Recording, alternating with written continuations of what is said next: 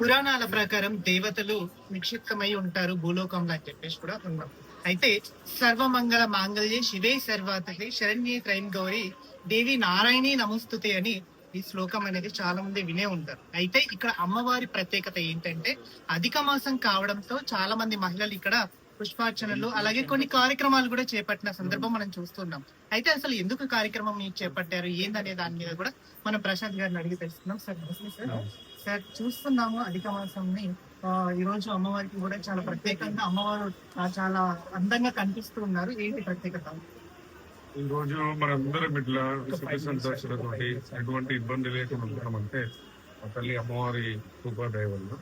ఇక్కడ జమ్మికుంట శివాలయంలో ఏ కార్యక్రమం తీసుకుంటాం, అది అమ్మవారి కార్యక్రమమైనా, పూజ కార్యక్రమమైనా, లక్ష దీపార్చన కార్యక్రమమైనా మీరు చూస్తున్నారు.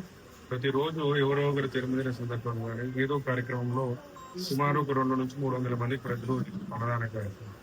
ఈ రోజు మా జమ్మికుంట పట్టణంలో చాలా విశిష్టత కలిగినటువంటి ఈ శివాలయంలో అమ్మవారికి గత నెల రోజులుగా అధిక మాసంలో భాగంగా ఇక్కడ ఉన్నటువంటి మా జమ్మికుంట ప్రజలందరూ పూజా కార్యక్రమం అనంటే చాలా భక్తి శ్రద్ధలతోటి ఆ అమ్మవారి కృపకి ఈ రోజు జమ్మికుంట కూడా అంత సుభక్షంగా ఉండాలని చెప్పి ఈ రోజు అధిక మాసం చివరి రోజులో లక్ష అంటే అమ్మవారికి పుష్పార్చన కార్యక్రమం. ఆ కార్యక్రమంలో ఈ రోజు నేను పాల్గొనడం, అమ్మవారి ఆశీస్సులు ఏదో పాటు మా సంవత్సరంలో తీసుకొని చాలా సంతోషకరం. ఏ కార్యక్రమంకైనటువంటి మా జమ్మికుంట శివాలయం చాలా ప్రసిద్ధి చెందింది. ప్రతి కార్యక్రమాన్ని విజయవంతం చేయడంలో కూడా ప్రతి ఒక్క మహిళలు కూడా అందులో ఉన్నాం.